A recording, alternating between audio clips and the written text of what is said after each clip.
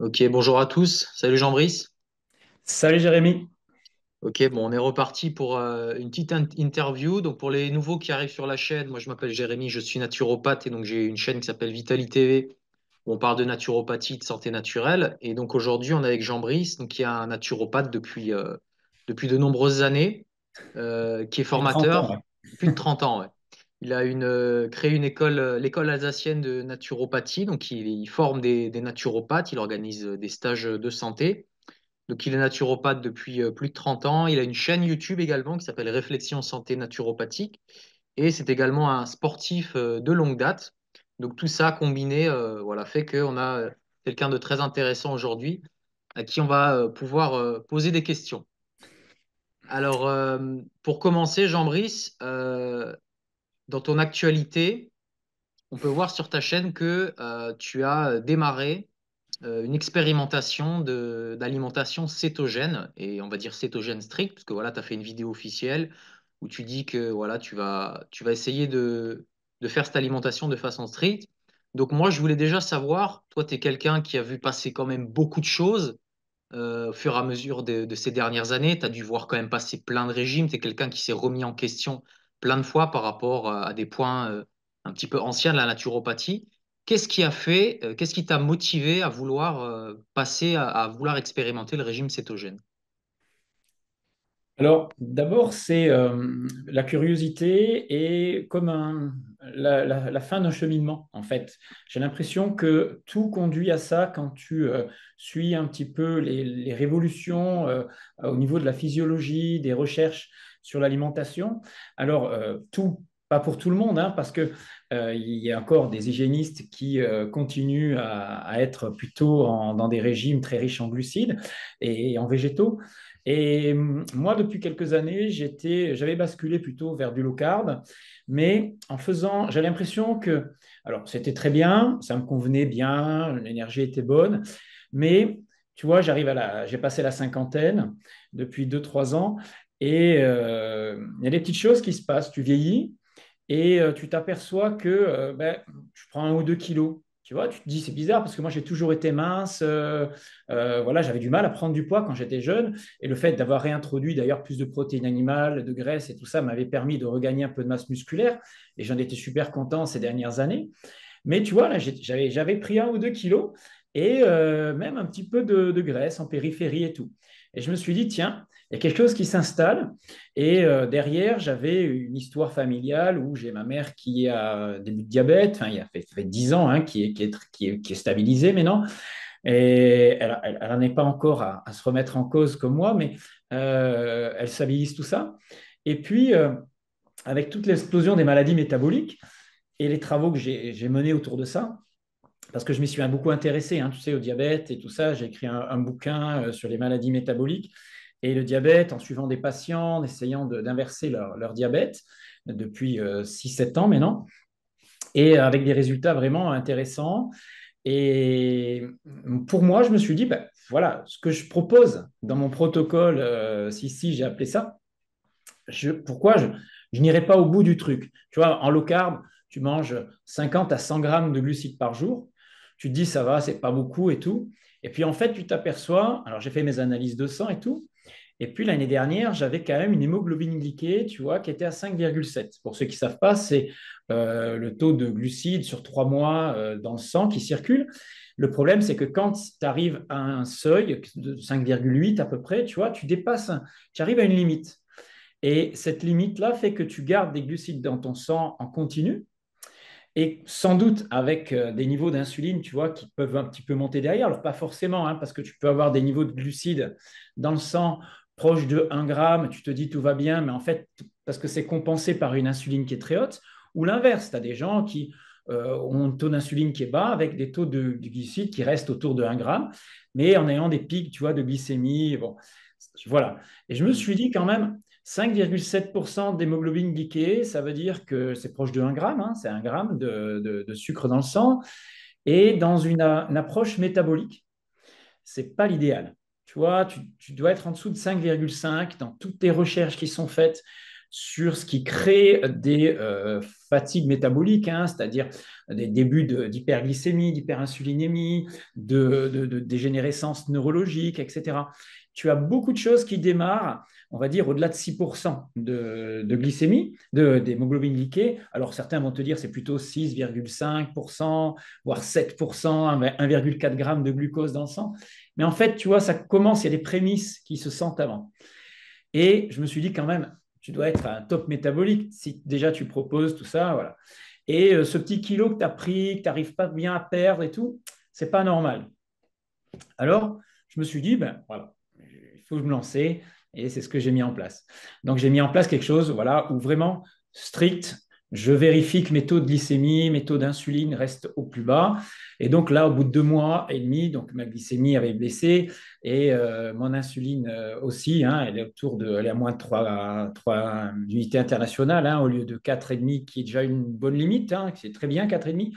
Et puis, mon hémoglobine K est descendu à 5,4, ce qui pour moi est bien, sachant que je viens d'une famille où on a tendance à avoir une petite résistance à l'insuline, je pense, du côté maternel. Voilà un petit peu pourquoi moi j'ai eu envie d'expérimenter et aussi parce que bon, j'ai mon beau-frère qui s'y est mis, qui fait du trail, il y a beaucoup de sportifs autour de moi qui font ça. Moi, je l'avais expérimenté pendant 2, 3 mois avant de faire mon trail pour mes 50 ans, hein, et pour prouver qu'on pouvait courir sans se supplémenter, sans, en sucre, à jeun, sans ravitaillement, voilà, pendant plus de 2 heures. Et effectivement, c'est ce que j'avais montré il y a 2 ans et demi. Voilà, mais je me suis dit, mais non, voilà, j'ai envie d'aller un peu plus loin, puis on verra ce que ça donne. D'accord. Ouais, t'as raison. Bon, je viens de regarder les chiffres officiels. Bon, on sait que c'est pas forcément les normes santé, mais l'hémoglobine glyquée au-dessus de 6%, Ouais, on passe dans du diabète, hein, donc ou du pré-diabète. prédiabète, Ouais, pré-diabète, prédiabète, ouais. prédiabète, voilà, mais Ouais, ça veut dire déjà qu'il y a une résistance à l'insuline, tu ouais, vois. d'accord. Ok, très bien. Ah, c'est clair pour moi. Ah, alors, du coup, cette expérimentation, donc tu étais déjà en low carb. Concrètement, comment tu vas t'y prendre? Est-ce que tu vas mesurer tes cétones, tu vas mesurer ta glycémie? Est-ce que tu vas monitorer un petit peu certaines choses? Ou est-ce que tu vas te fier entièrement à ton ressenti?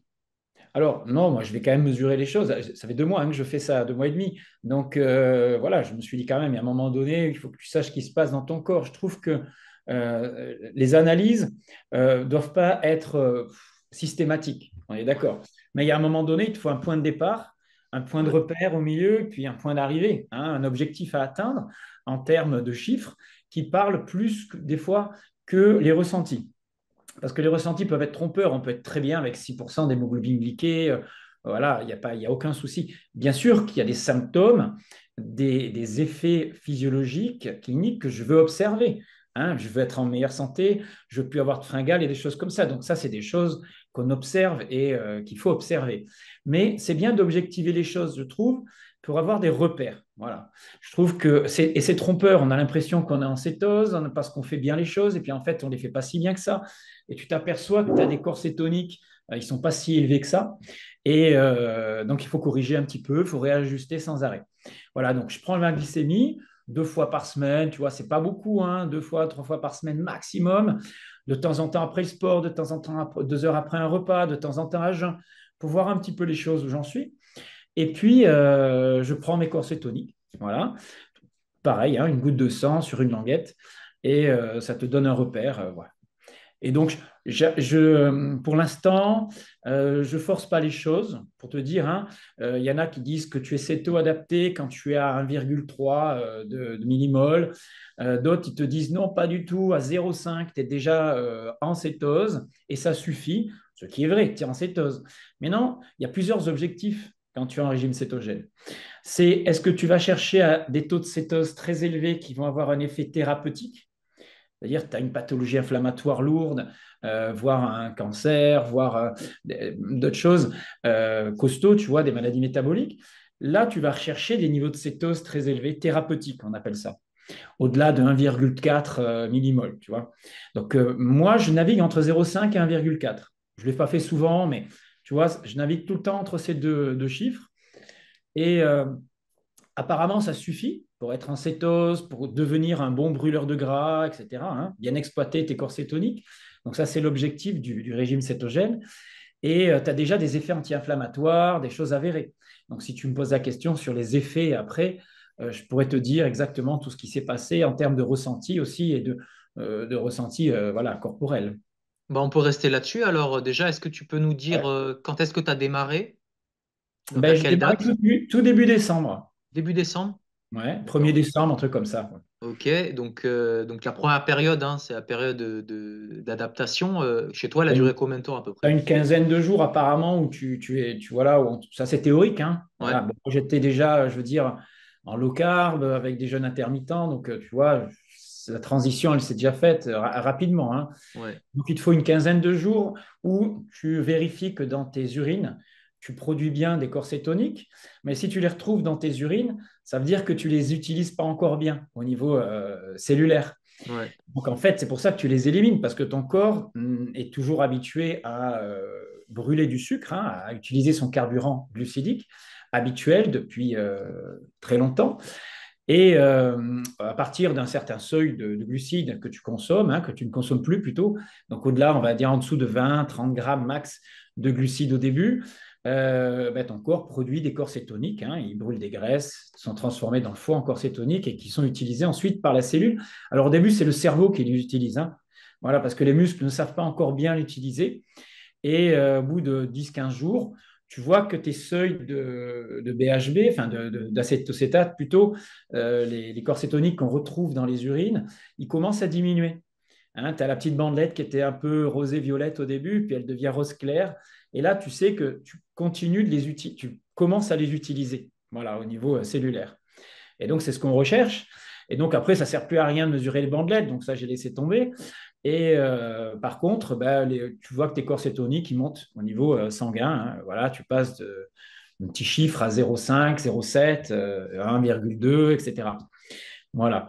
Mais j'ai jamais dépassé 1,4, alors qu'on te dit, quelqu'un qui est vraiment céto-adapté, il est constamment au-dessus de 1,3. Alors, il y a différents courants, hein, voilà. Tu as ceux qui se battent pour te dire, voilà, il faut que tu dépasses le 1 millimol. D'autres qui te disent à 0,5, c'est déjà très bien. hmm. Il n'y a pas besoin d'aller plus haut. C'est ceux qui sont dans le même débat. Est-ce qu'il faut mettre beaucoup de protéines ou pas beaucoup de protéines dans un régime cétogène? Donc après, si tu veux en parler aussi, on verra tout ça. Ouais. Est-ce que tu peux donner des détails sur peut-être ce que tu fais niveau alimentation? Est-ce que tu comptes vraiment les glucides? Enfin, comment tu fais? Comment Alors, tu... je ne me prends pas la tête. Disons que moi, avec mon expérience, je sais à peu près combien il y a de glucides, de lipides, protéines, de macronutriments dans chaque aliment. Ouais, Voilà, il n'y a pas beaucoup de surprises, hein, en général. Donc, pour t'expliquer, en fait, moi, je suis dans une alimentation plutôt aléatoire. Je n'ai pas trop changé ça. Quand je dis aléatoire, c'est soit je déjeune, soit je ne déjeune pas. ouais, Voilà, donc il y a le débat aussi du jeûne intermittent le matin ou le soir, etc. Bon, moi, je le fais quand j'en ai envie. ok. Je ne me pose pas cette question, c'est-à-dire que quand mon corps, je me lève le matin, j'ai envie de manger, ben, je mange. Quand j'ai pas envie de manger, je mange pas. J'ai un cortisol peut-être un peu plus élevé. Et je trouve que quand tu as un cortisol élevé, tu n'es pas fait pour digérer. C'est pas le bon moment. Donc, je pars, voilà, et il n'y a pas de souci, je m'adapte très bien. Il y en a qui vont te dire que ça va faire chuter ton métabolisme et tout ça. Bon, chacun est différent et c'est vrai que bon, il y a des moments donnés où je sens qu'il faut que je mange, donc je mange. Donc quand je mange le matin, ben moi je mange des œufs, je m'embête pas, ça change pas, hein, par rapport à ce que je faisais en low carb. Mhm. Des fois, je rajoute un petit peu d'avocat ou un bout de saumon s'il en reste un de la veille, mais c'est vraiment rare. Je me contente de 3 œufs coques avec un peu de sel et c'est réglé, quoi. Voilà. Et sinon, je pars comme ça, à jeun. Et puis sinon, dans la journée, j'ai toujours une protéine à chaque repas. J'essaye, moi, de ne pas dépasser 150 grammes de viande ou de poisson par repas. Ok. J'essaye de maintenir 30 grammes de protéines par repas, pas plus, pour mes 72 kilos là.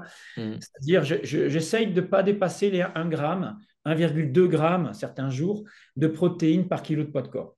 Alors, il y en a, ils vont te dire, tu peux aller facile jusqu'à 2 grammes, tu fais du sport, tu vas aller brûler, même si ça fait de la néoglucogénèse, machin, et tout ce que tu veux. Ok. Ouais, Il y a des jours, je ne regarde pas, hein, je vais à satiété, il n'y a aucun souci, mais ouais, en général, la satiété, je préfère l'amener par du gras, ouais. pour augmenter un peu mes corps cétoniques, et puis pas stimuler mes facteurs de croissance.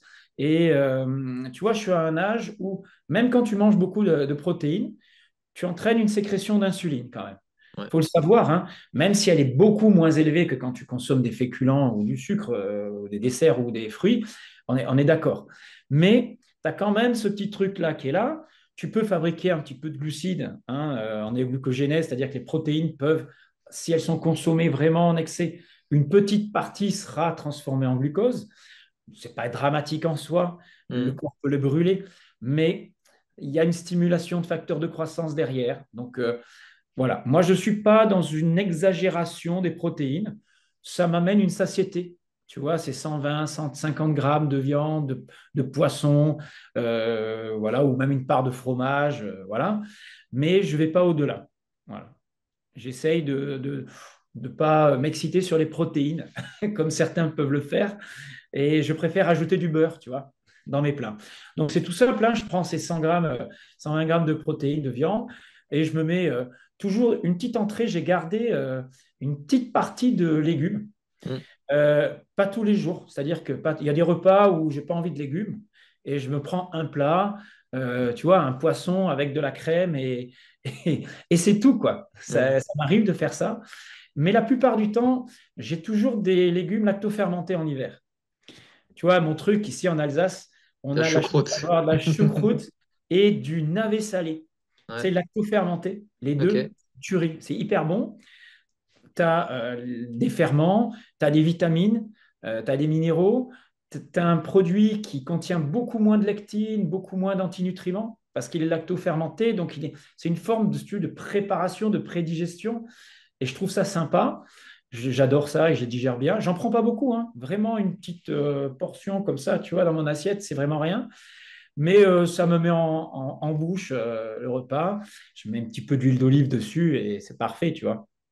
Et puis derrière ton plat, et de temps en temps, quand j'ai un légume cuit, voilà, où je rajoute des choux comme ça en crudité et je mets beaucoup de graisse dessus. Donc je mets le plus possible de beurre. Moi, j'adore le beurre. J'ai du beurre cru, au lait cru ici, qu'on trouve fait avec un élevage qui pâture, donc c'est sympa. Ça, il faut trouver, c'est la base. Je trouve que c'est la base de l'alimentation cétogène, c'est le Ouais. beurre. Il y en a, ils rajoutent aussi des graisses animales, hein. Moi, de temps en temps, j'ai de la graisse d'oie, de la graisse de porc, du saindoux, quoi. Mm. Voilà, mais je préfère le beurre, quoi, Ouais. et toujours un peu d'huile d'olive, voilà. Par contre, j'ai éliminé au maximum les graisses polyinsaturées, Ouais. voilà, qui sont pro-oxydantes et qui sont pas aussi bonnes. Tu vois, ça a été une grande révolution, ça, tu vois, depuis ces dernières années pour les naturaux, hein, qui venons de l'hygiénisme, où Ouais. on nous avait bassiné avec tous ces acides gras polyinsaturés, hein, ces fameux oméga 6, ces oméga 3 surtout végétaux. Ouais. Alors, bien sûr, j'ai des oméga 3 animaux hein, dans les poissons. J'essaye d'avoir toujours un petit peu de foie, de morue, tu vois, dans l'alimentation. Euh, enfin, après, quand tu as des animaux qui ont pâturé, tu as aussi un peu d'oméga 3 hein, dedans. Et puis, bien sûr, les poissons, quoi, hein, tous les poissons gras, les harengs, les saumons, les petits poissons maquereaux, sardines, tout ça, tu en as dedans, hein. Donc ça, Ouais. j'essaye d'en avoir au maximum. D'ailleurs, en Alsace, on trouve des harengs à la sauce alsacienne. Et j'ai trouvé une petite dame qui fait ça pas loin de chez moi. Je prends ça par seau de 5 kilos, là. C'est génial. Et donc, j'en prends un petit morceau. Mais je dépasse pas tu vois, les 120 grammes de poisson hein, Ouais. par repas, hein. Ouais. Mais j'ai de la crème avec ou voilà. J'ai pas trop, j'exagère pas sur les produits laitiers. Voilà. Mais je rajoute toujours du beurre ou des matières grasses. C'est 75%, on va dire, hein, des apports caloriques quand même. Donc, il faut y aller, quoi. Ça a été aussi la petite difficulté du début, ça, en général en cétogène, hein. Tu comptes tes quantités de beurre ou tu mets comme ça à la À louche? la fin de la journée, je vois ce que j'ai consommé quand même, tu vois. Ouais. J'ai ma motte de beurre et j'essaye quand même d'avoir en beurre, je dirais au moins 80 grammes rien que pour le beurre. Ok. Ça marche. Ajouté. Ouais. Je dois être à, tu vois, une centaine de grammes de graisse ajoutée par jour. Ok. Voilà. Je suis pas, j'essaye pas de taper dans les 150, 200, parce que bon, j'en ai aussi dans les. Quand tu manges de la viande, du poisson gras, tu en as un peu. Ouais. Mais il y en a qui te disent qu'il faut au moins aller jusqu'à 150 grammes, voire 200 grammes de graisse ajoutée. Je trouve que Si j'avais vraiment besoin de monter mes corps cétoniques, je le ferais. Là, pour l'instant, j'ai pas de pathologie, j'ai déjà des effets sympas, donc voilà, on verra. Ok, d'accord. Est-ce que t'as gardé des fat bombes ou pas? Ouais, ouais. C'est-à-dire de temps en temps, je me fais un petit dessert, ouais. Comme ça, je mélange du chocolat noir avec de l'huile de coco, de la farine de coco, enfin des paillettes de coco, tu vois, que je mets Ouais. dedans en plus. Je rajoute un peu de beurre, toujours, voire un peu de crème. Je fais vraiment une base de graisse. Et puis, il y a ce petit goût de chocolat que je rajoute, du 90, 92, 100%, pour le petit goût, quoi. Et Ok, ça d'accord. se prend en fin de repas. Alors, des fois, je ne l'ai pas fait, je prends un carré de chocolat noir, hein, ça me suffit. Et je rajoute, des fois, de temps en temps, je me fais un petit peu d'huile de coco, tu vois, entre les repas. D'accord.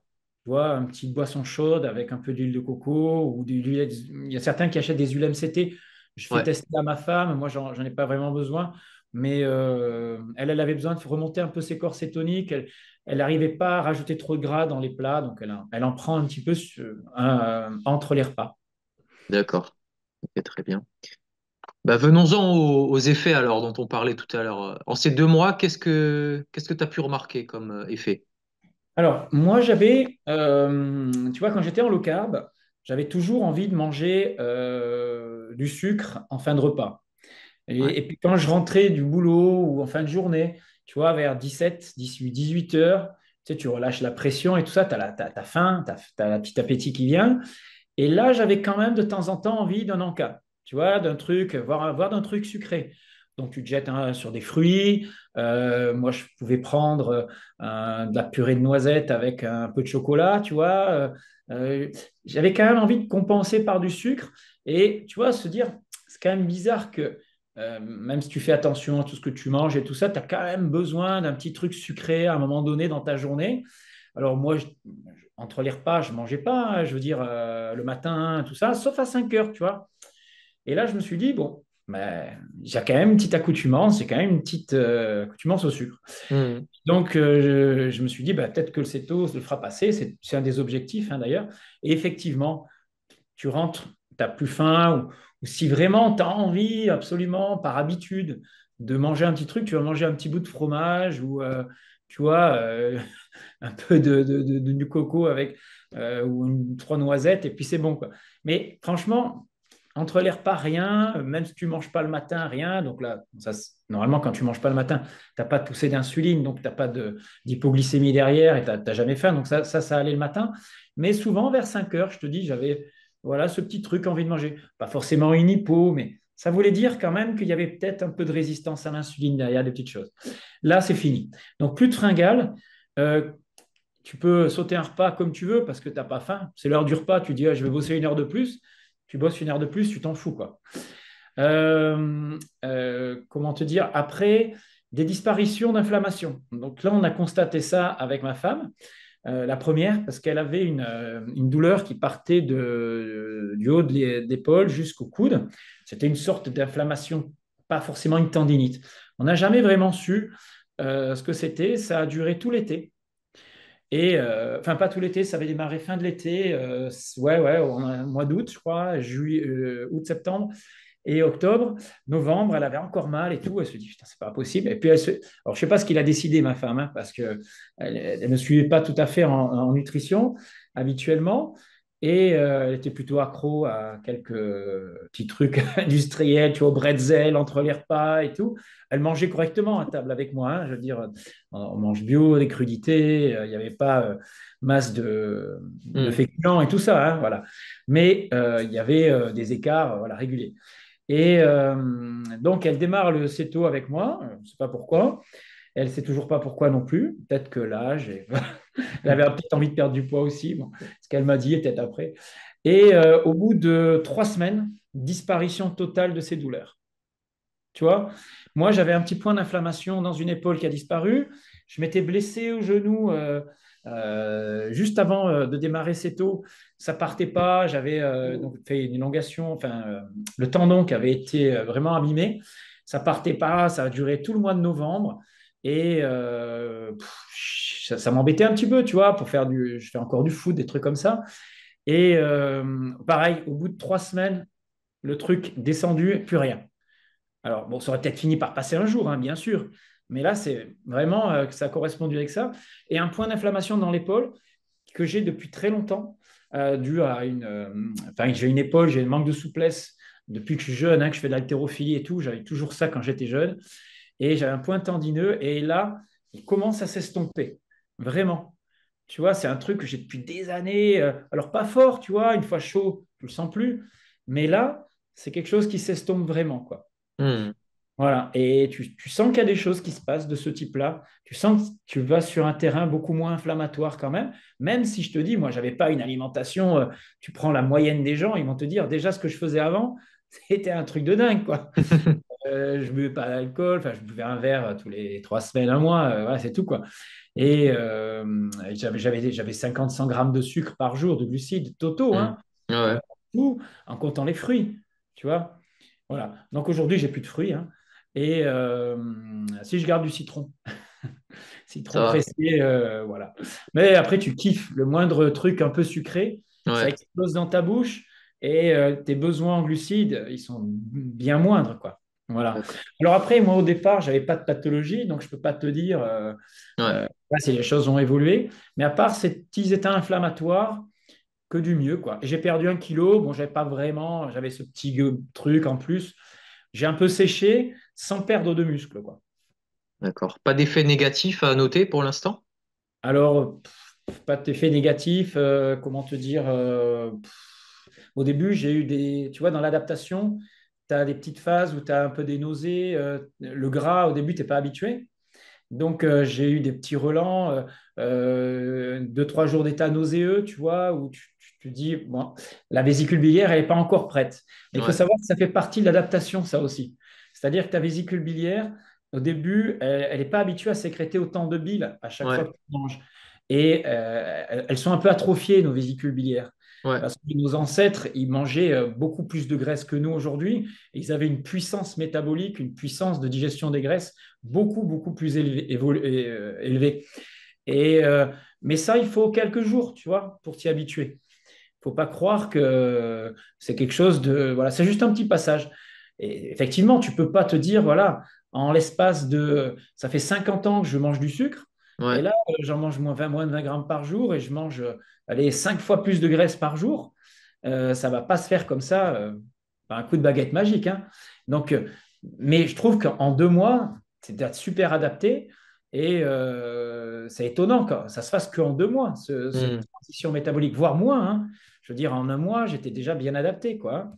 Après, physiquement, tu as une adaptation. C'est-à-dire que le premier mois, dès que je faisais un peu d'accélération, de hit, tu vois, de sport à intensité plus élevée, Ouais. voilà, de suite, le cœur, il monte et tu es Ouais. dans le rouge, tu vois. Ouais. Ouais. Par contre, il faut bien t'échauffer et tu t'aperçois qu'au bout d'un certain temps, tu te sens mieux, quoi. Et là, tu peux aller taper un petit peu plus. Mais pour les efforts intenses, je pense qu'il faut bien 2 mois d'adaptation.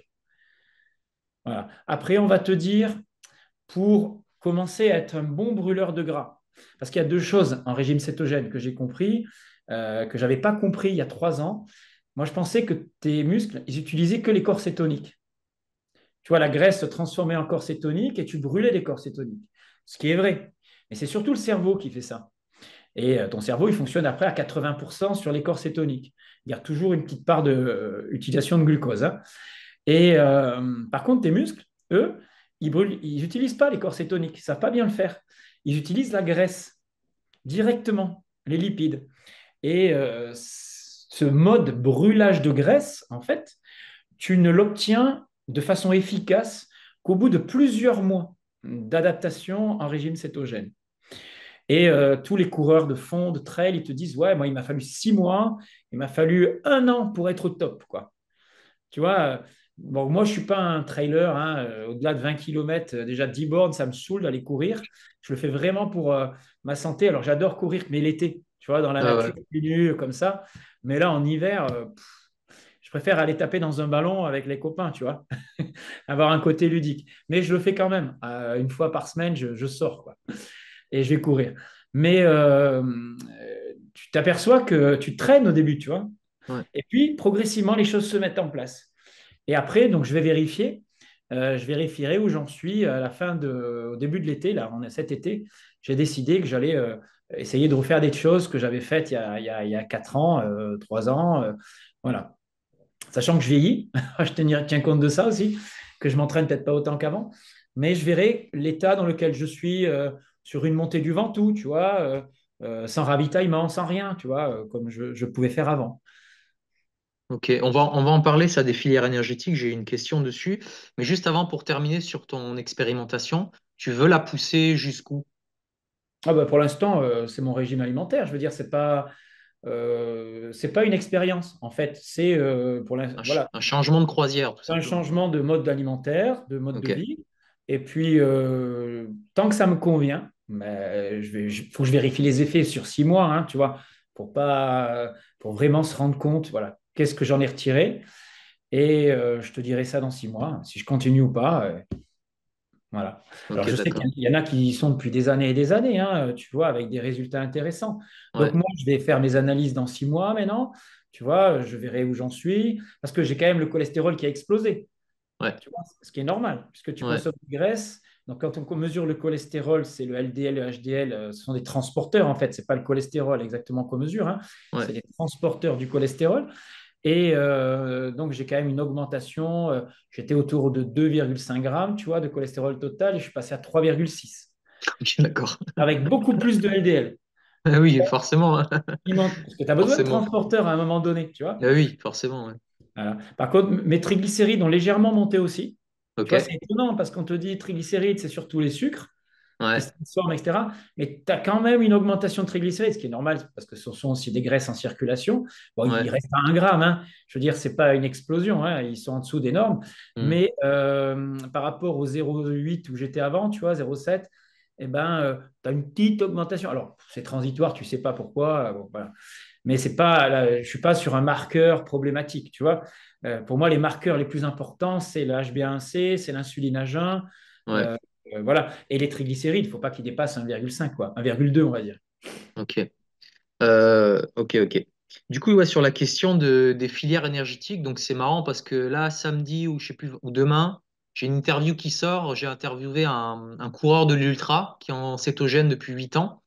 Et du coup, je vais te poser la même question que je lui ai posée à lui. Euh, on voit beaucoup de sportifs cétogènes d'endurance. Ouais, Je n'ai jamais vu un témoignage de footballeurs, de boxeurs ou de sportifs de l'explosivité. Est-ce ouais. que c'est quelque chose qui peut se faire avec le temps? Est-ce que toi, tu en as entendu parler?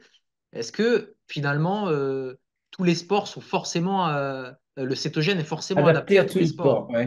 ouais. Écoute, j'ai écouté Ulrich Génisson, là, j'ai lu un article qu'il avait fait euh, sur Ulrich Génisson, pour ceux qui ne connaissent pas, hein, c'est un des précurseurs du cétogène en Europe, Ouais, enfin dans le monde, hein. Il parlait quand même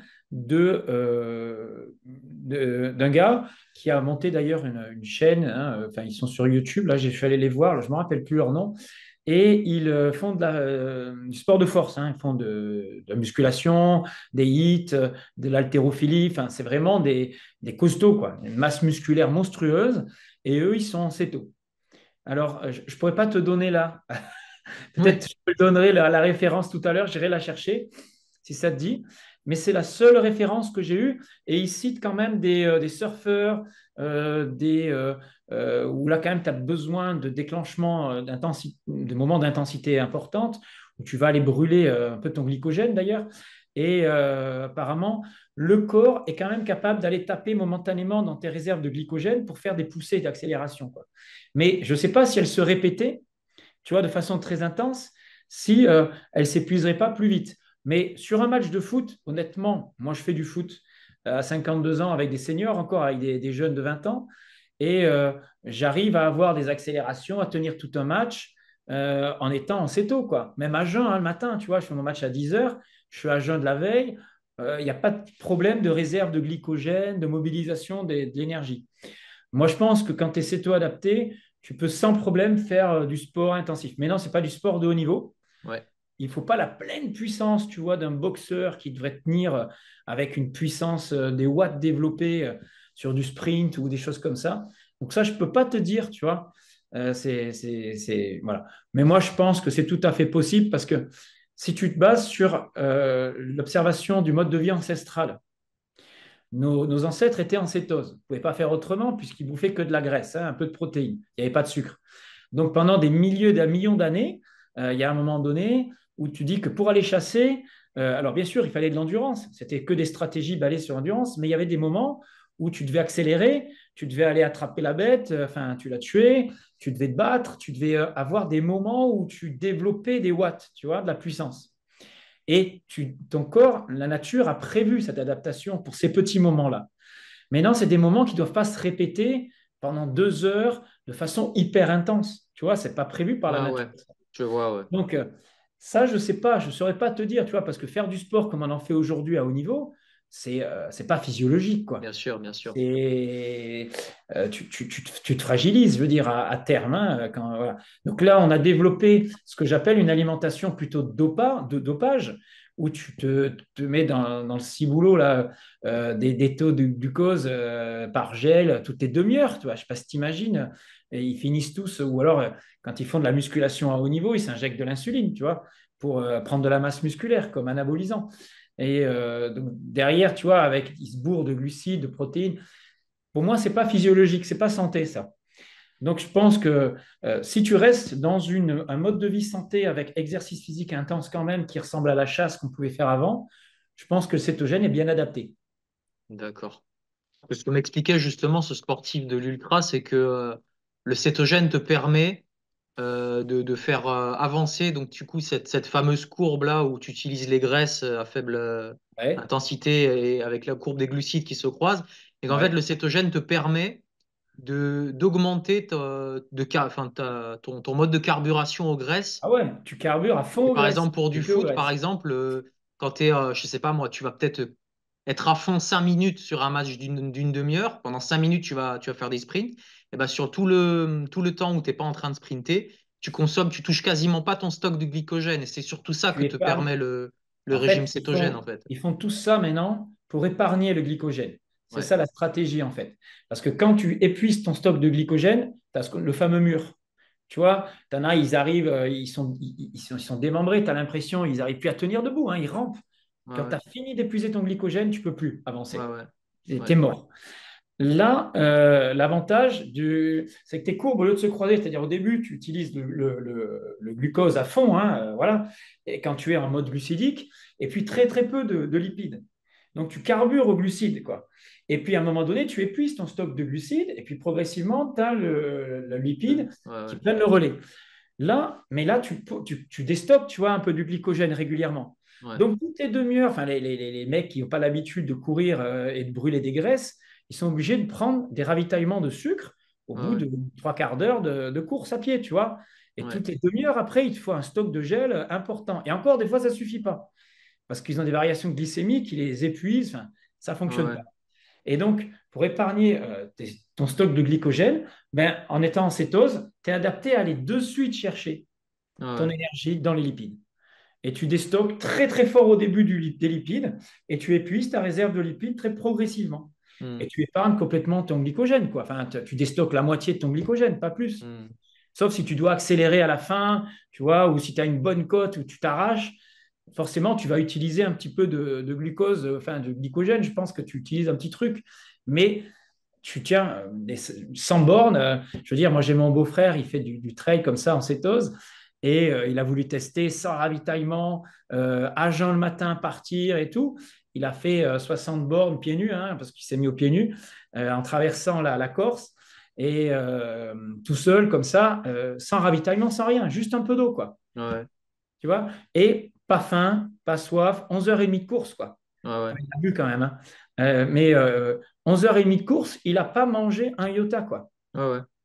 Tu vois? Alors, tu fais ça en régime glucidique, tu peux pas. Oui, ça, on est d'accord, ouais. Ça, on est d'accord. Mais si un jour tu trouves en tout cas un Pour les sportif filières, explosif, franchement, ça ouais. m'intéresserait beaucoup qu'on Ouais. en Mais parle écoute, je parce vais te le dire, que, moi, ouais, après, parce que je fais moi, je fais des hits de temps ouais, en temps, des petits trucs, tu vois. ouais, pour l'instant, ce n'est pas encore l'hyper-adaptation, tu vois, je pense.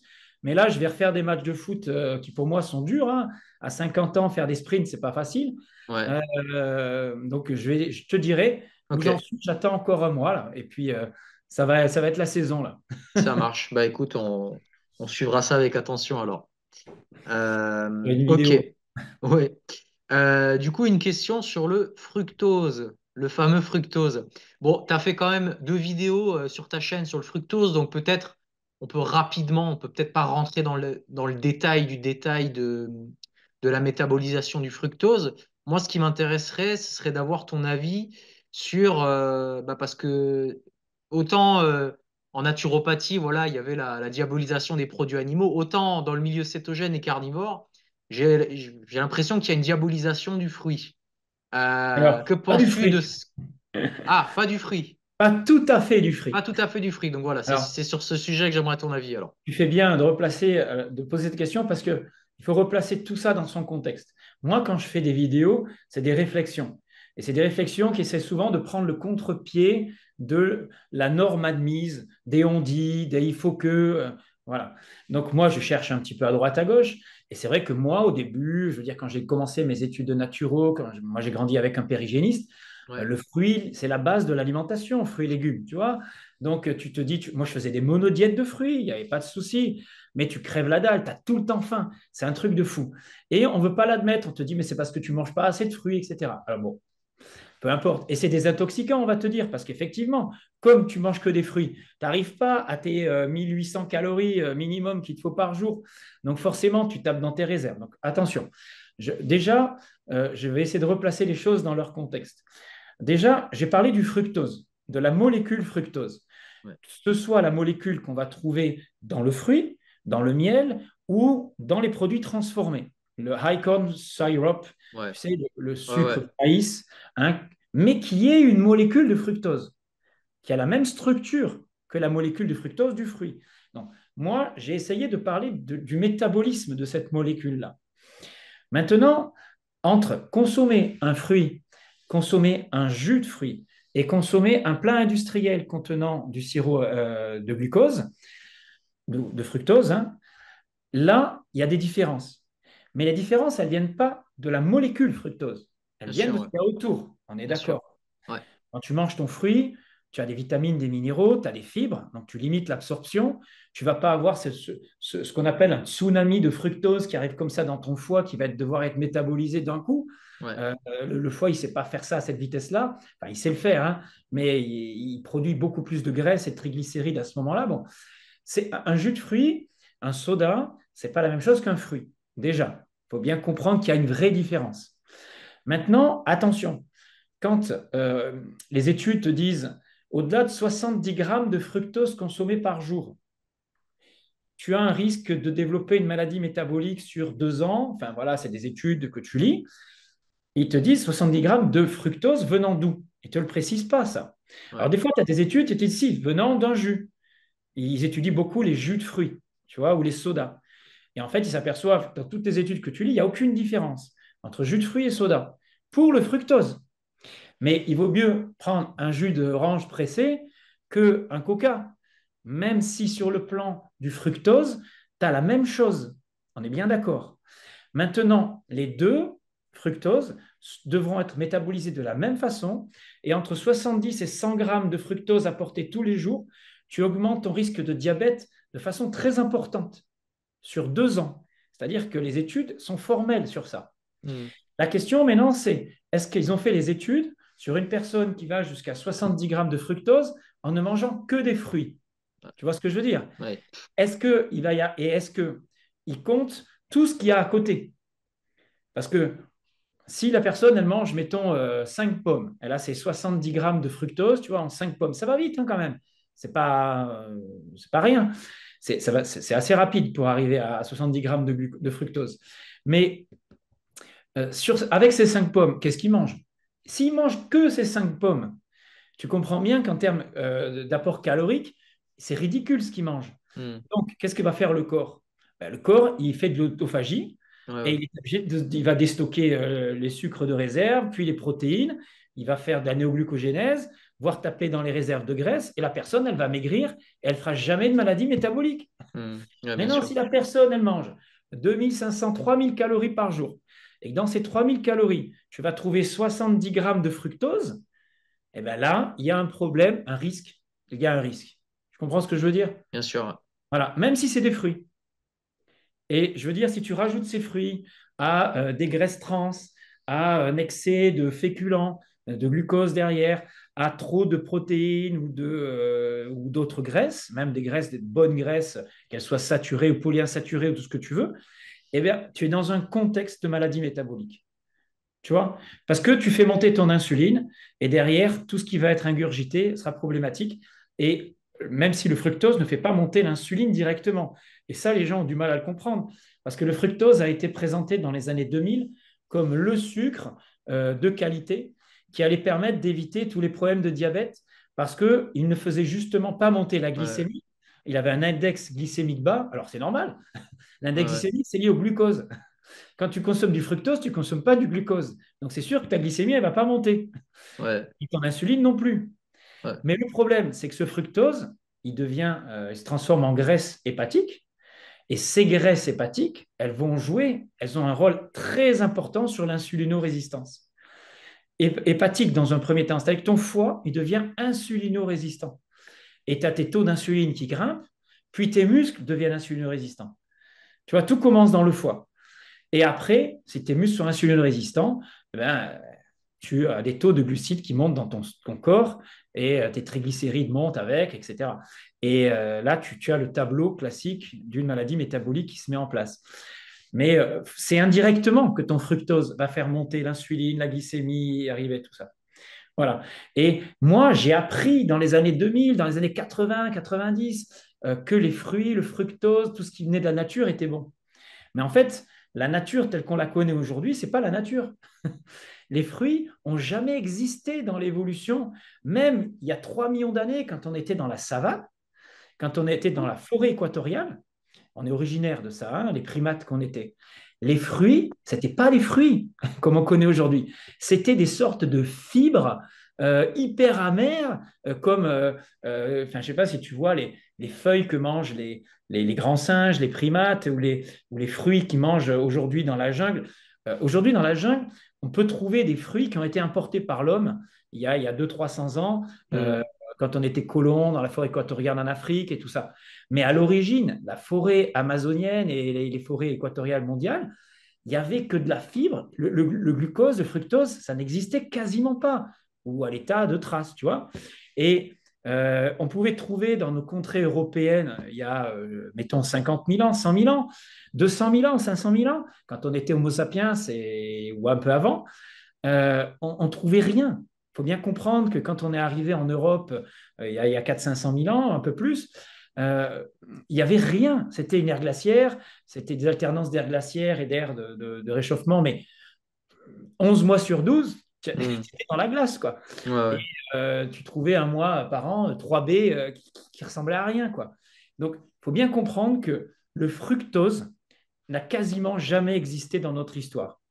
Voilà. Il n'y a que à partir de 15 000 ans, il y a eu un réchauffement climatique, il y a eu un peu de miel produit dans la nature, il y a eu quelques baies. Voilà, on a commencé à trouver des fruits il y a 15 000 ans.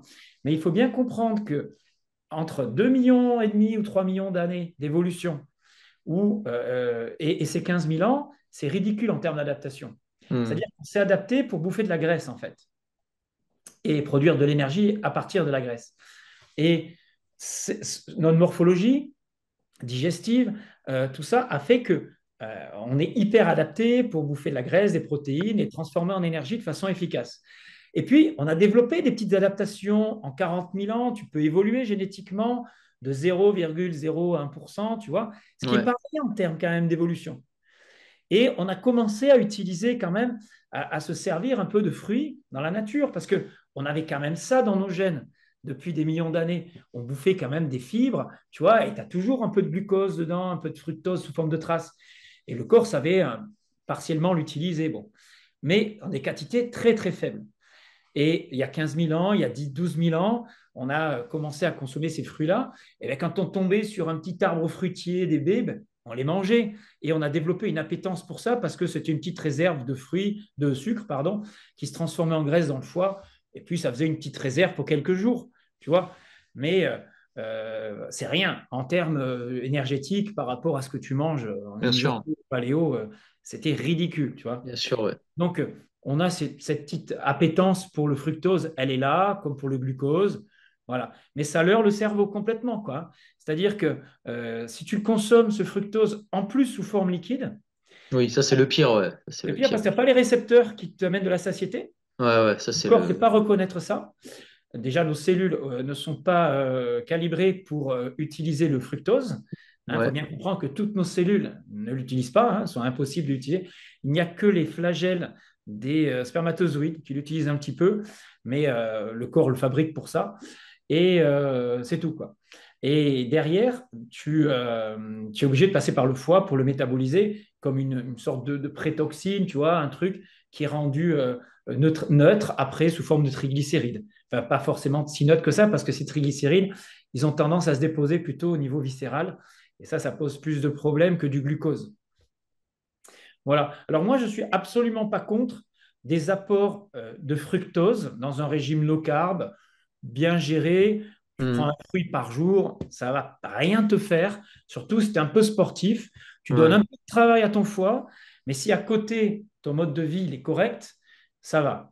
Maintenant, si tu rajoutes à ce fruit du jus, que tu bois une bière de temps en temps, et que derrière, tu vas manger tes graisses, tes protéines, tes féculents à raison de 2500 calories par jour, tu n'es pas hyper sportif et tout, eh ben, il y a un moment donné, ça va peut-être un peu, sans doute, poser des problèmes. Tu vois, il ouais, faut ouais. replacer ça dans son contexte. Et ça, c'est très important. Ouais, exact. Bah, c'est bien que tu en parles parce que moi, des fois, quand j'entends des promoteurs du carnivore, tu as l'impression que manger un fruit, c'est comme manger des Haribo, quoi. C'est du. Non, mais Mais c'est vrai, quoi. Quand tu c'est, les entends, quoi, c'est. alors attention, c'est un peu ça quand même, dans le sens où la nature a jamais produit des fruits comme on mange aujourd'hui. Ouais, C'est un truc de fou, les fruits aujourd'hui. Ça ouais, te ouais, retourne le cerveau. Tu deviens ouais. accro à ce truc-là. Moi, je veux dire, à un moment donné, je croyais que c'était bon. J'en mangeais deux, trois par jour. Et puis, tu t'arrêtes pas. Je veux dire, l'été, moi, je viens de la Provence. Tu as des Ouais, ouais, pêches, des brugnons. Tu vas voir comment ouais, c'est. ouais. Sur les C'est la folie, ouais. marchés, tu as des étals. Ça vaut rien. Et Ouais. tu en manges une, tu as envie d'en manger une deuxième, une troisième. Tu n'arrives jamais à satiété, quoi. C'est Moi, particulier. moi, ça va, ça me.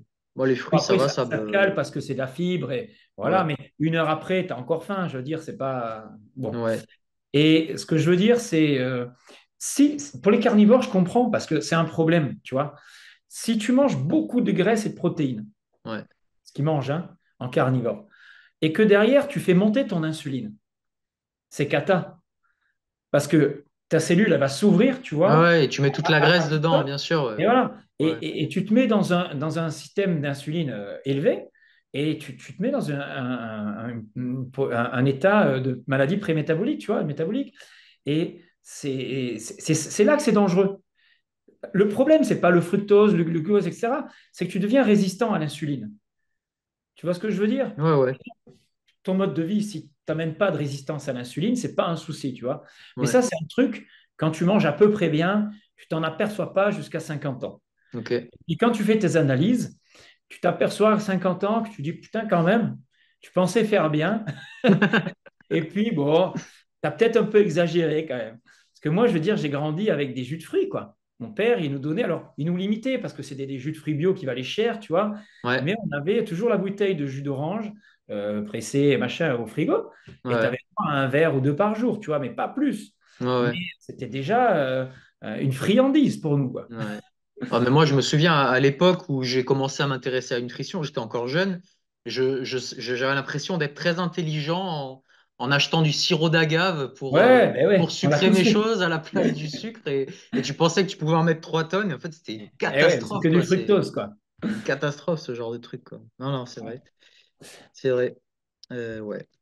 Écoute, ouais, ce point-là, l'homme, ouais, mais tu as répondu, hein, nous avons des enzymes qui nous permettent de digérer les glucides. Donc, a priori, de façon ponctuelle, c'est Ouais, pas un attends. problème. Mais On s'est après, comme tu adapté dis, quand voilà, même c'est. depuis 40 000 ans où on commence à trouver des glucides, enfin, on va dire Ouais, 20 000 ans. On a commencé à trouver des glucides dans l'alimentation. Bien sûr qu'on digère les fibres, qu'on digère le glucose, enfin qu'on digère, pardon, l'amidon, hein, puisque ça devient du glucose après. Ouais, Voilà. Mais attention, on le fait, on a des enzymes pour tout, on est omnivore, hein. Je veux dire, dans la ouais, nature, on trouvait tout, mais à des niveaux différents. Il faut faire attention. ouais. Donc, la question, c'est à quoi on est le mieux adapté. Euh, je ne vais pas te dire que c'est quand même des féculents, quoi. Bien Hein, les sûr, céréales, là on est on ne consomme d'accord. que depuis 7 000 8 000 ans, quoi, Là on hein, est 10 000 d'accord, ans. ouais. Et donc, maintenant, il faut quand même savoir que tu as des personnes qui vont être un petit peu mieux adaptées à tout ce qui est végétal, tout ce qui est amidon, d'autres pas du tout, hein. Ça va dépendre de leur génétique, de l'histoire de leurs ancêtres, de ce qui leur a été transmis. C'est pour ça qu'il faut tester et regarder bien où tu en es sur un plan métabolique au bout de quelques années de ton alimentation Ouais, et voir ce qui peut te causer des dégâts, voilà, en testant. Moi, je pense qu'il n'y a pas de régime idéal, alors bien que je pense au fond qu'on est davantage adapté à une alimentation moins riche en glucides ouais, par rapport aux apports de graisse. Mais voilà, moi, je veux empêcher personne. Je sais qu'il y a des gens, et moi, j'ai grandi avec eux, je veux dire, hein, quand j'ai côtoyé que des gens qui étaient plutôt hygiénistes, frugivores et tout ça. Je n'ai pas connu de frugivores sur le long terme, hein. ouais. Mais euh, des gens qui sont végétariens, ou enfin, végétarien, ça va, c'est facile, c'est omnivore en fait. Mais végétalien, sur le long terme, bon, il y en a, tu vois, si tu peux que les croire, hein, ils te disent ça fait 10 ans, alors ils se complémentent un petit peu, mais pourquoi pas? Je veux dire, c'est pas grave en soi. Si leur énergie est bonne, s'ils arrivent à avoir un beau métabolisme au quotidien, à répondre aux exigences de la vie, à bien dormir, ben, tout va bien. Je veux dire, il n'y a pas de règle. L'homme s'adapte très bien à différents types de régimes. Maintenant, il y a des choses à pas faire. Voilà, il y a des excès en tout et il ne faut pas exagérer en tout, quoi. Ok, très bien. Et bien écoute, dernière question qu'on voulait aborder, c'est le jeûne en céto. Ouais. Différence entre peut-être quelle est la différence au niveau métabolique quand on jeûne ou quand on est en céto, ou encore entre le jeûne intermittent, il y a production de corps cétonique dans les trois cas, mais quelle est la différence en fait? Ouais, alors justement, moi je pense que c'est pour ça justement que j'ai changé ma façon d'aborder le jeûne, hein, depuis l'année dernière. Et je pense justement que tu ne peux pas faire du jeûne si tu n'as pas une préparation proche du cétogène. Ouais, Tu vois? ouais, Pourquoi? Si tu fais du jeûne ponctuellement comme ça, un jour ou deux, on s'en fout, tout va bien, tu te mets en autophagie de temps en temps, tu vas un peu déstocker des protéines, tu vas faire un peu de néoglucogénèse, c'est pas dramatique en soi. Maintenant, si tu veux faire un jeûne thérapeutique, au-delà de 5 6 jours, tu vois, un jeûne d'une semaine, où tu vas commencer à les taper dans tes réserves, à créer de l'autophagie. Tu veux chercher l'autophagie, c'est-à-dire faire en sorte que tes cellules, elles déstructurent des anciennes protéines, des vieilles structures, tu vois, qui peuvent gêner, hein, la création de bonnes cellules, de cellules saines, qui amènent un bon renouvellement tissulaire. À ce moment-là, tu risques de taper dans tes réserves protéiques sur du long terme et d'amaigrir, de perdre de la vitalité. Même si au bout de 5 6 jours de jeûne, tu vas être céto-adapté et tu vas commencer à beaucoup plus taper dans les graisses. Il faut quand même le savoir. Mais si tu veux t'épargner une perte de masse musculaire qui est quand même pas évidente à gagner, eh ben, l'idéal, c'est d'avoir une préparation qui va déjà t'habituer à brûler de la graisse. Pas que des hmm, corps cétoniques, ouais, ouais, brûler de la graisse. Parce que ce qu'on appelle l'autophagie, c'est un renouvellement à l'intérieur de la cellule de vieilles structures cellulaires, mais il te faut aussi un carburant pour vivre. bien sûr. Et le corps cétonique vont être intéressants pour le cerveau. D'ailleurs, au bout de quelques jours de jeûne ou de régime cétogène, ces corps cétoniques te donnent un peu plus de lucidité, tu arrives à te concentrer, tu n'es pas dans un brouillard mental. Alors moi, ça, je n'ai pas eu d'évolution parce que j'étais en low carb. Ouais, Et ouais, je faisais du jeûne intermittent, donc déjà, ça, je le voyais, je l'avais déjà. Mais par contre, tu arrives à travailler plus longtemps, tu es bien, tu vois, même intellectuellement. ouais, ouais, Et euh, en fait, quand tu fais du régime cétogène, c'est du jeûne sans l'autophagie, sans trop d'autophagie, parce que tu en as toujours un peu. ouais, Et quand tu te mets en cétose, tu diminues l'insuline et donc tu augmentes, tu amplifies les effets de cette autophagie. Donc, elle existe quand même en cétose, plus que dans un régime glucidique. Donc, la chance, c'est que quand tu fais en plus un petit peu de jeûne intermittent, eh ben, tu es déjà dans ce processus de renouvellement cellulaire qui est accéléré. Donc, déjà, c'est un avantage, hein. C'est-à-dire que ton jeûne intermittent de 12 à 16 heures, là, eh ben, il va être plus intéressant, plus efficace. Et ensuite, ton jeûne long, tu ne vas pas perdre trop de masse musculaire, tu ne vas pas déclencher trop de néoglucogénèse. Tu en as Hmm. toujours un petit peu, tu es obligé. Ah oui, c'est sûr. Mais derrière, tu vas libérer beaucoup plus de gras et le transformer en énergie. Mais là, pour commencer à être dans ce métabolisme-là, moi, je pense qu'il faut bien 2 mois. Tu vois, 2 mois de préparation, un mois, un bon mois de préparation, tu es Hmm. presque céto-adapté, et là, tu te lances dans ton jeûne. Et tu Ouais. vois, moi, je vais faire un jeûne cet été comme je fais chaque année, tu vois, Ouais. mais pour tous les participants, je Ouais. vais proposer une préparation stricte céto. Ok. Ouais. Alors, proposer, ils ne sont pas Ouais. obligés, bien Ouais. Ouais. d'accord. Ils font comme ils veulent. Mais maintenant, l'année dernière, je le proposais aussi, Ouais. un peu nuancé, j'étais plutôt low carb. Cette année, je vais vraiment insister là-dessus. Je pense que c'est beaucoup plus simple, en plus de rentrer dans le jeûne, en Ouais. étant adapté. Hein, tu évites la fameuse keto flow aussi, qui est au Ouais. début. Si tu amènes suffisamment de minéraux, il y a tout un apport minéral à faire quand même, Ouais. parce que tu perds de l'insuline, donc tu as une petite fuite urinaire de minéraux. Il faut quand même le savoir, ça, hein. Tu perds du sodium plus rapidement. C'est un des phénomènes d'adaptation du jeûne et du cétogène. D'ailleurs, on n'a pas parlé de ça. Est-ce que tu fais attention à tes apports en sel? Ouais, j'en ai un peu ajouté. D'accord. Et en fait, ce qu'il faut faire, c'est bien comprendre que quand tu as ton insuline qui chute, ce qui se passe quand tu rentres en cétogène, hein, ou quand tu fais du jeûne, ton insuline, elle a des récepteurs. Il y a des récepteurs au niveau rénal qui permettent de retenir le sodium, en particulier, sous l'influence de cette insuline. Si cette Ouais. insuline, elle n'est plus là, eh ben, le rein relâche plus facilement le sodium et entraîne avec lui potassium, C'est magnésium, ça, ouais. minéraux. Ouais. Et donc, tu es obligé d'apporter suffisamment de sel dans ton alimentation pour compenser ça.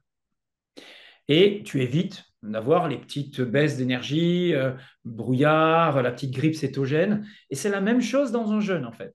C'est pour ça que dans tous les centres de jeûne, on te donne du bouillon, tu vois, pour apporter un peu de potassium, un peu de sel, de sodium. Donc, il suffit de prendre de l'eau salée, et puis c'est bon, quoi, hein. Tu évites Hmm. cette fameuse phase d'adaptation. D'ailleurs, toi, tu m'avais dit que tu prenais de la ceinture quand tu avais fait ton jeûne.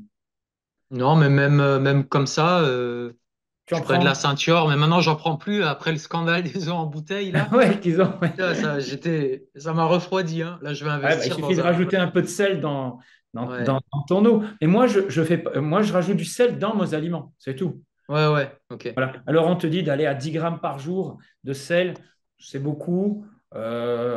6-7 grammes, c'est déjà bien. Tu vois, moi, je trouve Ouais. que ça me suffit. Bien sûr, après, moi, je mange un peu de légumes.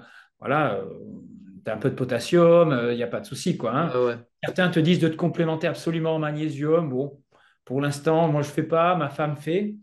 C'est chacun comme il veut, hein. Voilà, on verra après. Je vais voir. Après, il faudrait faire des analyses, tu vois. Ouais. Savoir. Après, moi, je regarde surtout mon état, comment je suis, et puis je verrai. D'accord. Ok. Mais effectivement, il y a des apports minéraux, il faut surveiller quand même. D'accord. Ok, ok.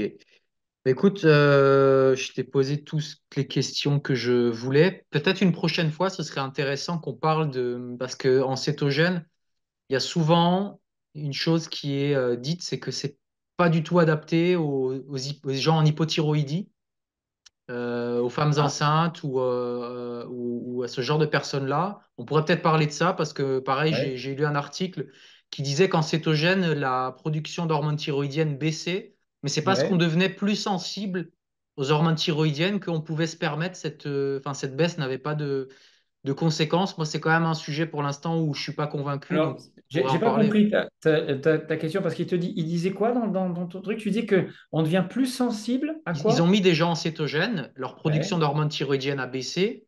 Et du ouais. coup, l'argument pour dire que c'était pas grave, c'est que, comme pour l'insuline, on devient plus sensible, D'accord, tu nos en as moins cellules deviennent plus besoin. sensibles et tu en as moins besoin. Tu en as moins Et besoin, c'est-à-dire que ouais, T4, T3, tu les utilises mieux, c'est ça. Donc tu c'est une pourrais tirer hypothèse, mieux. hein. C'est une hypothèse, hein. C'est Ouais. pas, j'ai pas eu Alors, moi, ce que d'argument. j'ai observé dans mes analyses de sang, Ouais. c'est que ma TSH, je n'ai pas fait T4, T3, tout ça, Ah, mais ma ok. TSH est montée. elle est vraiment au taquet. Elle est proche de 400, hein, c'est la limite haute. Ah ouais? Ça veut dire que ma thyroïde a baissé dans ses sécrétions. Je ne suis pas plus fatigué. Ouais. Euh, je ne peux pas te dire après où en sont mes T3, mes T4. Donc ça, il D'accord. faudrait, surtout ma T3 libre, c'est Ouais. celle-là qui est importante. Je ne sais pas. Par contre, les gens qui sont en cétose depuis longtemps, il suffit de les observer. Ouais. J'ai vu pas mal de témoignages là sur pas mal de chaînes, hein. Pendant que j'ai fait mon cétogène, je me suis informé un peu et tu t'aperçois que bah, les gens, ils fonctionnent bien, ils font des trails. Je veux dire, ils sont en forme. Ils ne sont pas épuisés. Ils ne se réveillent pas fatigués. Au contraire, le matin, ils ont une bonne énergie. Donc, effectivement, sans doute que tu deviens plus sensible et ta thyroïde a moins besoin de sécréter. Ouais. Mais je ne peux pas t'en dire plus là-dessus. Tout ce que je peux te dire, c'est que mon état de fatigue n'a pas évolué. Enfin, je veux dire, je suis ni plus en forme en termes énergétiques, ni moins en forme. Euh, L'avantage, c'est que tu as une stabilité sur la journée. Bon, ça n'a rien à voir avec la thyroïde, Ouais. mais ça, c'est l'insuline, hein. Mais tu n'as pas de coup de pompe, tu vois, dans la journée. C'est génial. Et sur la thyroïde, je ne peux rien te dire de plus. J'ai j'ai pas de constipation, Ouais. j'ai pas de fatigue d'un coup, ouais. Je te dirais peut-être que je fasse des analyses. On verra avec le temps, de toute façon, hein. On Ouais, verra sur le temps ce je que vais ça donne. voir. Euh, si j'ai un signe, j'ai les cheveux plus éparses sur la tête. Ça veut Est-ce dire que quoi? c'est lié Ben, ils poussent moins vite et ils sont moins épais. Ok. Mais ça avait commencé avant le cétogène, ça. Ok. Tu vois, ça avait commencé peut-être avec le low carb il y a 6 mois, tu vois. Et bon, ça c'est là peut-être l'âge, hein, ça fait plusieurs années que j'ai un peu moins de cheveux. Bon, là, je suis chez le coiffeur, ils sont pas longs. Mais là, ces 3 derniers mois, j'ai senti qu'ils poussaient moins vite, moins d'épaisseur. Et parfois, tu as ça qui est associé à une baisse des activités thyroïdiennes. Ouais. Et il y en a qui le disent. Mais après, normalement, si le métabolisme repart. Parce qu'en fait, il faut bien comprendre que j'ai changé le métabolisme. C'est quand tu passes en céto, tu travailles plus sur le glucide. Ton corps, il y a un bouleversement monumental pour tes cellules, pour tes mitochondries. Ouais. Donc, il y a cette adaptation qui fait que. Alors, j'ai pas trouvé de cheveux dans mes brosses et tout ça. J'ai pas l'impression que j'en ai perdu, mais j'ai l'impression que ça pousse moins vite, quoi. Ok, d'accord. Est-ce que c'est l'âge? Est-ce que c'est la testo? Est-ce que c'est la thyroïde? Voilà. Est-ce que c'est les minéraux? Pourtant, je pense qu'avec ce que je mange, j'ai les apports, tu vois. Je Ouais. rajoute un peu d'iode sous forme d'algues Ouais. de temps en temps. Voilà, hein. Mais non, il manque peut-être quelque chose. Je vais voir. Ouais, on C'est verra ce que tu nous dis. On verra ce que tu nous dis sur le temps. Parce que moi, les voilà. témoignages des gens, c'est pas que je les crois pas, mais tu sais, il y a des gens qui sont sportifs Oui, véganes et qui disent qu'ils vont très oui, bien. ça, Et je suis en fait, d'accord. Mais là, en l'occurrence, par rapport à ça, par rapport aux femmes ouais. enceintes, tu as Ouais. la femme de celui qui Oui, fait la chaîne Segoya Santé, oui, tu vois, oui. eux, c'est des scientifiques, c'est des médecins, médecins métaboliques, psychiatres. Ouais. Euh, elle est psychiatre, médecin métabolique. Elle a fait toute sa grossesse en cétose, en cétogène. Elle te le Ouais. dit. Enfin, je veux dire, ça s'est bien passé. Son bébé, tout, elle s'est renseignée quand même. Ouais. Euh, Ouais. le lait, il n'y a aucun souci. Le bébé a pris, je veux dire, tu vois, elle n'a pas perdu ses cheveux. Elle a pas eu de problème particulier. Tu vois, elle est en forme. Ouais. Le bébé Ouais. a bien pris. Donc, tu te dis que voilà, et tu te dis comment faisaient, je veux dire, il y a 50 000 ans nos ancêtres, quoi. Oui, bien sûr, ouais. À un moment donné, il faut regarder l'histoire aussi. Ouais. Voilà. Bien sûr, on a un peu évolué depuis, mais je pense qu'on a cette mémoire métabolique qui est en nous, quoi. Ouais. Bah, du coup, j'ai une question qui me vient sur les ancêtres, parce que ça, c'est une question qu'on m'a déjà posée. Nos ancêtres étaient mangés principalement du gras, mais c'est vrai qu'aujourd'hui, quand tu regardes l'alimentation d'une personne qui est en cétogène, tu as l'impression que tu ne peux pas faire un régime cétogène sans aliments transformés, parce que tu peux pas faire un cétogène aujourd'hui si tu n'as pas de beurre, si tu n'as pas Ouais. d'huile de coco, si t'as pas de... Le seul aliment qui est cétogène dans la nature, c'est peut-être l'avocat. Et le C'est gibier, pas il est les- hyper, Ça le n'existe gibier, il est pas, les hyper maigre. avocats. Non, Et mais tu vois ce que encore. je veux Non, dire? mais je veux dire, les avocats tels qu'on les connaît aujourd'hui, ils n'existaient pas, Oui, hein. oui, oui. C'est pareil, hein. Ce que je veux dire, c'est que dans la nature, il y a beaucoup d'animaux qui sont maigres. Et Ouais. aujourd'hui, voilà, il faut se rapprocher de ce que faisaient nos ancêtres. Mais nos ancêtres, ils n'avaient pas de beurre, ils n'avaient pas de crème, par exemple. Tu vois ce Ouais, que je mais veux dire? ils bouffaient les tripes, ils bouffaient le cerveau, ils bouffaient le foie. Voilà. Mais nous, il faudrait, si on voulait le faire comme eux, on est d'accord, il faudrait qu'on mange que des abats, quoi. 80% de la base de l'alimentation, ça devrait être des abats.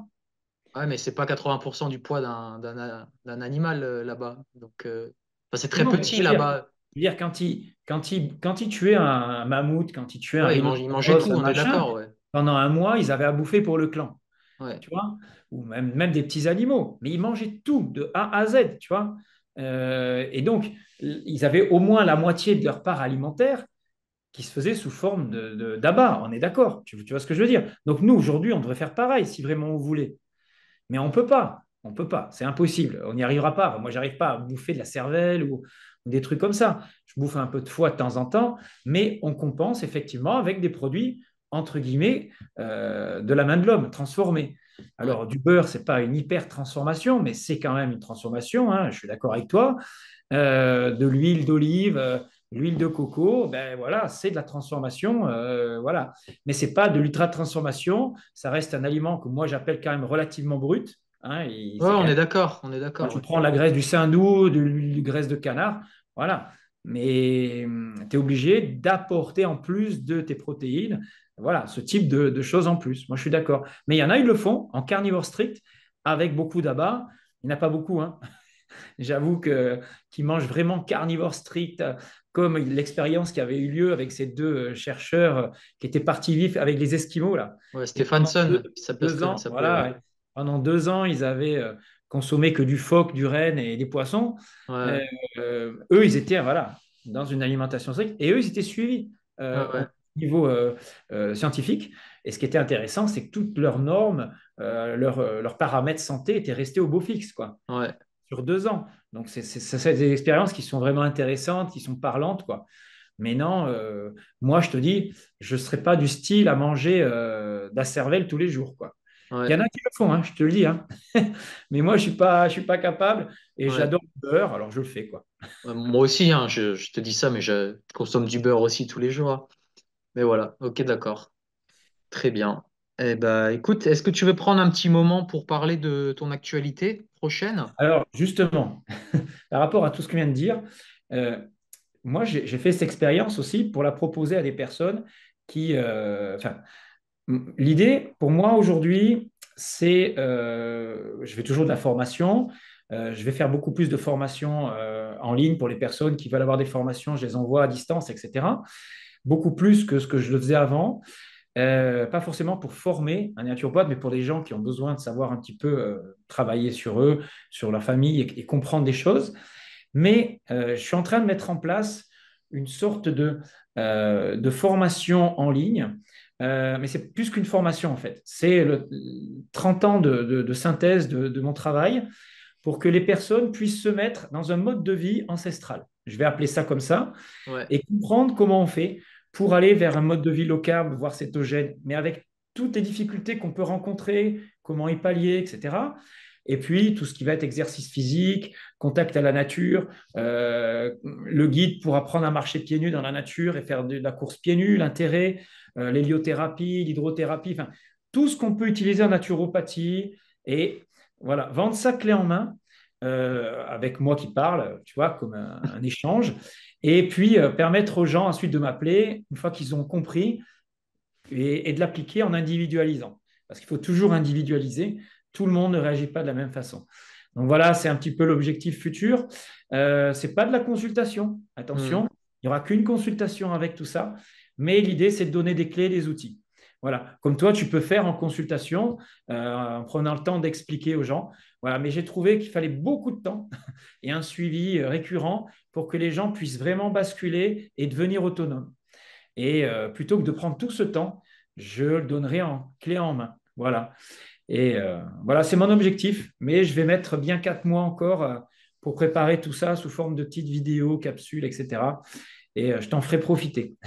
Ok, super. Ben, écoute, Euh, on pourra voilà. Et puis, bien communiquer sûr, après, il y là-dessus. a toujours les cours et le jeûne au mois de juillet. J'ai encore un peu de place, ceux que ça intéresse. Je ne sais pas quand tu sortiras la vidéo, mais là, on est au mois de fin février et il me reste 5-6 places encore pour ceux qui veulent. C'est un jeûne de combien de temps? Alors, c'est 5 jours sur place. mais avec une préparation spécifique que je guiderai et une reprise alimentaire avec comme objectif de passer plutôt en low carb cétogène après. Ok, d'accord. Tu vois, pour les gens qui veulent vraiment, là, ils seront vraiment dans une bonne dynamique pour ça. Et il y aura des cours sur ça justement à ce moment-là. L'idée, c'est de devenir performant dans la compréhension de tous ces métabolismes-là. Ok. C'est au même endroit où je suis déjà venu, là, dans la petite maisonnette, là? Ouais, ouais, enfin, c'est une grande, hein. Grande maison, ouais, grande maison. Ouais. Ouais, D'accord, ouais, d'accord. c'est au nord de l'Alsace. Ok, d'accord. C'est dans le parc régional des Vosges du Nord. C'est un très beau coin. Voilà. Je confirme.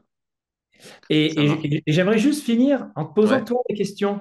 Parce que ouais, tu avais dit que tu n'étais pas trop jeune avant. ouais, Et puis, tu as testé. Hein, tu as ouais. fait 8 jours, c'est ça, 10 jours? 10 jours de jeûne, ouais. Ouais, ouais. Et juste ton ressenti, comment tu l'as vécu pour quelqu'un qui n'était pas pro-jeune, quoi. Alors, il faut savoir que je l'ai fait pour une raison particulière, c'est que et je ne sais toujours pas aujourd'hui ce que c'est, mais j'avais un blocage au niveau du système digestif, comme une sorte de pression au niveau c'est pas des ballonnements, hein, mon ventre ne gonfle pas, mais j'ai une sorte de pression au niveau de l'estomac, au niveau du système digestif, qui limite fortement ma capacité d'alimentation, en fait. Ah ouais? Et je me suis dit, à un moment donné, c'était très intense. Donc je me suis dit, bon, bah, vu que j'ai pas faim, je vais jeûner tout simplement. Et c'est pour ça que j'ai jeûné pendant 10 jours. J'ai pas jeûné juste pour tester le jeûne, etc. J'ai Ouais, jeûné vraiment parce que j'avais quelque chose de digestif à régler. Et en fait, comme je n'avais pas faim, ça a été extrêmement facile, en fait. ouais, Et vu que j'étais pas sur une alimentation j'ai jamais été sur une alimentation glucidique ces deux dernières années. Donc les 2 premiers jours étaient, voilà, pas très marrants, mais sans plus, quoi. Mais c'est vrai qu'à partir du deuxième ou du troisième jour, il y a je vais plutôt insister là-dessus, un vrai bien-être mental qui s'est installé. Une espèce C'est les corps cétoniques. d'euphorie, voilà. Ouais, c'est les Une corps espèce cétoniques. Ouais. d'euphorie. Je me souviens à l'époque, j'étais rentré en Alsace pour voir ma famille et c'était une période avant où j'étais pas mal fatigué, etc. Et je me souviens, j'étais à table avec tout le monde. Je mangeais pas, mais j'étais content d'être là. Enfin, je me souviens, je faisais plein de blagues. Enfin, j'étais vraiment content, quoi. Et voilà, un bien-être. Alors évidemment, pas au top physiquement. T'as pas envie de taper des sprints toute la Ouais, c'est journée, sûr. mais un bien-être mental. Un Mm. bien-être mental, une petite faiblesse physique, des bonnes nuits. Parce que moi, c'est vrai que l'année dernière, avec tout ce qui m'est arrivé, j'ai eu des gros, gros, gros ennuis de sommeil. Et ces 10 jours de jeûne ont été vraiment très salutaires de ce point de vue-là, quoi. On pourrait penser voilà, qu'on va être plus excité, etc. Je me suis senti beaucoup plus détendu, Mm. des meilleures nuits, j'ai vraiment un bien-être mental. Et j'avais l'impression que j'aurais plus jamais le besoin de manger. Ça, c'était bizarre aussi. Ouais, ouais, c'est vrai. On se dit qu'on n'aura plus jamais faim. Ouais. Mais il y en a, hein, ils tiennent des mois. Je te dis des mois. J'en connais un, moi, en Guadeloupe, hein, que j'avais interviewé, un copain. Ouais. Il jeûne 60 jours. T'imagines le gars? Alors lui, il est en glucides toute l'année, hein. Et dès qu'il prend trop de poids, hop, il se fait un jeûne. Il ne sait pas quand il s'arrête. Et tant qu'il est bien, il continue. Ça, c'est Et incroyable, ça. il a jeûné plus de 60 jours, je crois, hein, une fois. Putain, Il est c'est bien hallucinant. portant ou il est comment Non, anatomiquement? ouais, il a quelques kilos en trop. Mais tu regarderas l'interview, il est sur ma chaîne. Ouais, Mais c'est pas un obèse, hein, pas du tout, du tout, hein. Mais il perd ses 15 kilos, tu vois, et puis c'est bon, quoi. Il repart. Tu vois, mais bon, incroyable. c'est pas. Après, tu vois, tout ce que tu décris là, du bien-être, les sensations, tout ça, c'est ce que tu as en cétogène. Les gens, au bout de 15 jours de cétogène, ils sont adaptés, ils sont tout le temps comme ça. État de jeûne sans être en jeûne. Donc, ils ne sont pas cataboliques hein, du tout, mais ils ont les mêmes effets. Tu vois, c'est ça qui est pratique. Et puis, tu n'as jamais faim, tu es, tout le temps tranquille, tu as un peu d'appétit, c'est ça qui est bien, tu vois. Tu as envie de Hmm, manger, mais si ton repas il vient pas, tu sais, des fois, tu as des apéros qui sont interminables, hmm. ben, tu t'en fous. Alors qu'avant, tu étais comme ça, mais putain, il va me servir, quoi. J'ai mon sucre, quoi. J'ai besoin de ma dose. Et là, tu n'as plus ça, quoi. Ouais. Et des desserts que tu aimais avant, tu vois, que tu avais, tu vois, moi j'adorais manger une petite part quand il y avait un dimanche, on t'invitait, de Part de tarte aux tarte aux pommes, tu pommes, vois, ouais. un bon truc. Et là, ça me fait rien de pas en manger, tu vois. Ouais, ouais. Strictement rien. Tu vois, Ouais. je prends mon petit Sérécoff, là, ma chicorée à la fin du repas. ma boisson chaude, tu vois, et puis carré de chocolat noir pour le plaisir, tu vois, mais c'est tout, quoi. Ouais, Ouais. Ça qui est top. Voilà. Et dans le jeûne, bah, tu as tous ces effets de satiété, de bien-être, de tranquillité, comme dans cette eau, quoi. Voilà. Ouais, mais je suis c'est content de intéressant, t'entendre ouais. parce que je ne savais pas ce que tu m'avais pas dit comment tu l'avais vécu. Enfin, c'était pas mal apparemment, ouais. C'était Par contre, intéressant, ouais, c'était intéressant. ouais. Par contre, tu perds de la masse musculaire si tu le prépares pas bien. Bon, elle revient. Il ne faut pas non plus dramatiser. Mais ça, c'était très intéressant à noter aussi, c'est qu'à partir d'un certain temps, tu perds plus. Ça, Oui, tu me l'avais expliqué au téléphone, les 3 premiers jours, vraiment, je fondais, quoi, au sèche. niveau musculaire. Bon, là, tu perds de l'eau, hein. Ouais. Les 2 premiers jours, tu perds de l'eau et ensuite, Et tu après, tapes un ça peu dans tes stabilise, muscles. quoi. Voilà. Tu C'était tapes dans les marrant. muscles après, très vite.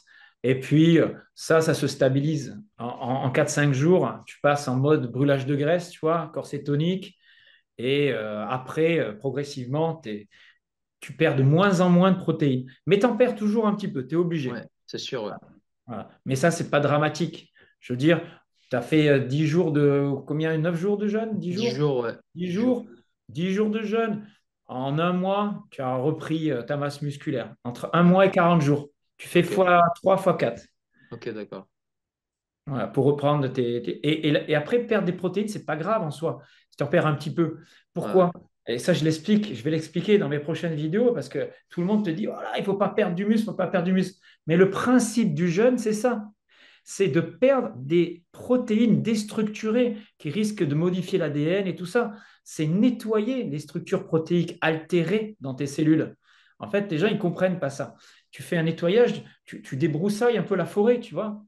Et si tu ne le fais pas de temps en temps, alors normalement on le fait naturellement la nuit, tu vois, quand tu laisses un peu de temps au corps de descendre l'insuline et de rentrer en autophagie.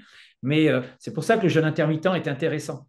Il faut laisser le temps au corps d'avoir ces phases de nettoyage profond qui se fait dans des phases vraiment où ton insuline est au plus bas. Et si tu es tout le temps en train de bouffer, eh ben, tu l'as pas ça.